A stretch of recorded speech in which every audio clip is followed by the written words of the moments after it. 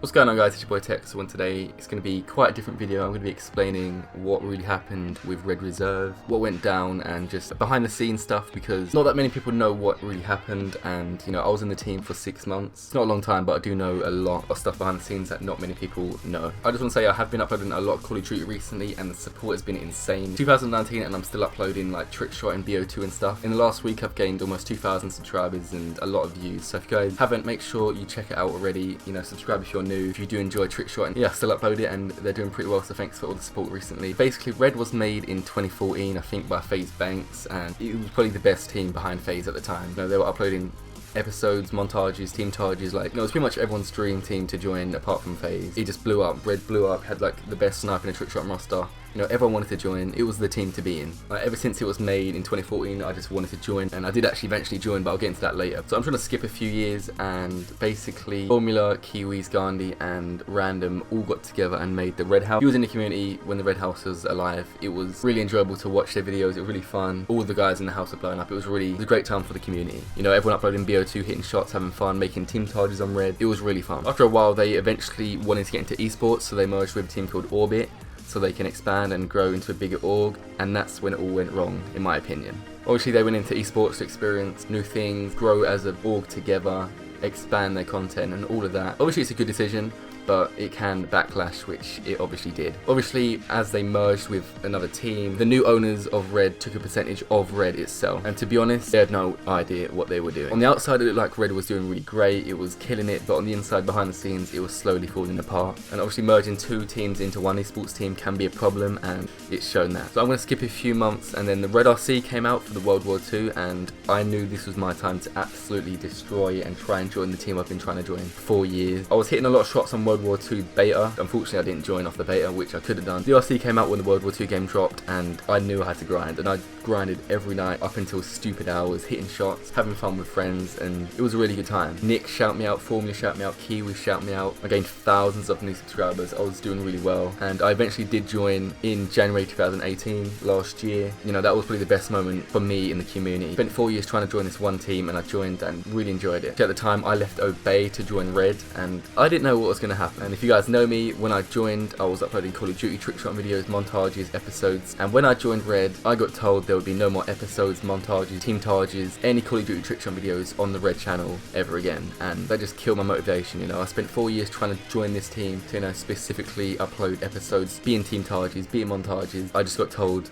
no more COD. But when you join a team, you're feeling the vibe, you're being excited, you're in a new team, new people. It just wasn't there. Like when I joined, the chats were inactive, it was dead. I would get on Twitter, I'd literally see arguments between the Red House members, other members, and like with the new management and owners. It would be other things about how the Red Twitter would be run, how things were going, how the future was going. Constant arguing, bickering. It was just quite sad to see, actually, because I didn't know the team was like this from the outside. But when I joined, I had a completely different view of the team. You could see a divide in the team. It would be the Red House, the owners, and then everyone else. So 3 different bits. It just felt like nobody knew what was happening. Nobody knew what the direction of the team was going in. And I remember I got a DM from one of the new owners, and he sent me a list of rules to follow on Twitter and YouTube and just how to act. And I know how to act. I'm not stupid. I'm not silly. But he sent me this full list of what to tweet, what not to tweet. I was really limited of what I could tweet, and it was awful. The rules. This guy had no idea what he was doing. He tried to tell me how to run myself. He literally tried to tell me what to do, and I just didn't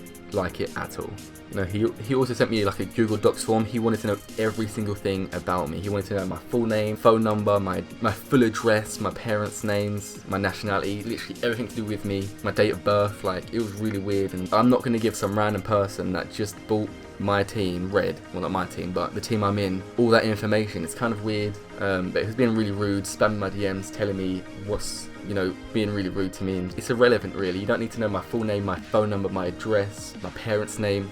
I upload Call of Duty trickshot videos. You don't need to know all that stuff. It's irrelevant. I just knew these new owners had no idea what they were doing to Red, and it was just, Red was slowly losing fans, to be honest. And I remember one time Formula DM'd me. He wanted me to get into a call, and I was kind of expecting to get kicked, to be honest. I don't know why. I was uploading, I was doing pretty well, but this was like a month after I joined. So we got in a call, and he pretty much told me the owners want pretty much everyone in the team to be kicked, except for I think 10 or 12 people. The owners only wanted people with high following and high subscriber count in the team left. You know, I saw people who grinded years to join to get kicked straight away just because they haven't got a high following count, a lot of subscribers, and it was sad to see. I was one of the 10 people that stayed in their team. I was doing pretty well for myself. I think I had like 35,000 subscribers at the time. You know, I stayed in the team. I think all the Red House guys stayed in the team, the owners, Crypt, Ems, me, a few other people stayed in the team, whilst everyone else with lower numbers than us got kicked. People with, you know, a few thousand subscribers that were grinding, still uploading every day, they got kicked just because of numbers. And really sad to see the owners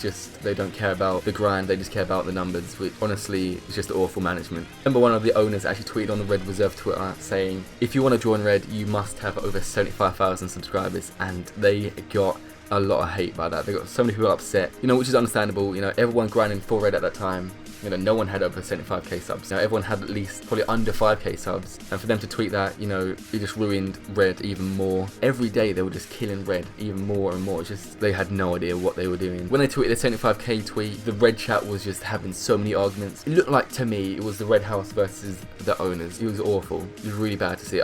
From the outside, Red looked good from like a point of view of someone grinding for Red, but on the inside, the team was just, it fell apart. I didn't even want to open the chat because I knew it would just be an argument. And you know, all the Red guys had enough. I think it was like April or May maybe 2018. All the Red House guys left Red. They had enough of the owners. They just couldn't do it. You know, they got treated awful, and I do feel kind of sorry for them, the way they got treated. You know, but it did work out in the long run, because all those guys that left the house, they all joined Obey and they all have over 1 million subscribers, and I couldn't really be happy for them, to be honest. But they all left, and the owners actually had the audacity to tweet saying they got kicked, which they didn't. They actually left. When that moment happened, Red literally died. Red House guys, they made Red what it pretty much is today. Without those, Red would never be anywhere near as big as it was. You know, all those guys that left Red made videos, and then Red lost thousands and thousands of subscribers and followers, and they got so much hate, and just, you know, I just knew eventually the team would end. You know, there's no way that team could get revived. And after seeing all those guys leave, I decided to leave as well, because, you know, they played a huge part in me trying to join and grind for that team. I spent 4 years trying to join this team to get absolutely ruined by people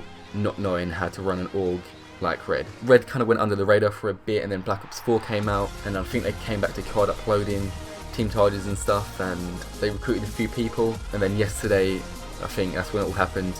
Everyone left Red. The owners couldn't pay anyone, they had no money, they literally just, they turned broke, and everyone in esports didn't get paid, and the team just ended pretty much. You know, the owners just, they ruined a perfectly good team. Was one of the best teams back in the day, and it just died out like that. You know, I'm happy that I did join though. I was in the team for 6 months.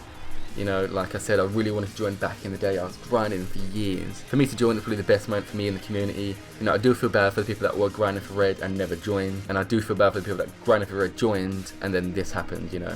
Yeah, so if you guys somewhat did enjoy this video, please make sure you drop a like, subscribe if you're new. Like I said, I've been uploading a lot of Call of Duty recently, and the videos have been doing pretty well, and I'm really appreciative of the support. And I am actually grinding for SoaR Gaming, so if any of you guys could support me, you know, on that grind, I'd really appreciate it.